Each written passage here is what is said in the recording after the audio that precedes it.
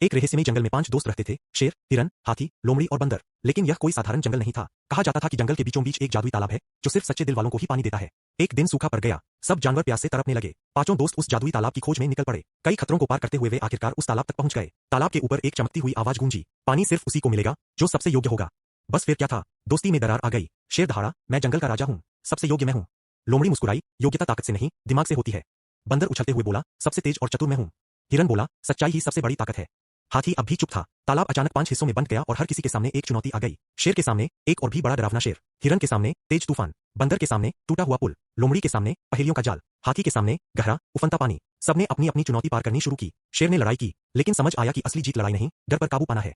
हिरन ने डरते हुए भी कदम बढ़ाए और तूफान पार कर लिया। बंदर ने गिरते पड़ते पुल पार किया। लोमड़ी ने चालाकी से पहेलियां सुलझाईं। अब सबने सोचा, हम जीत गए।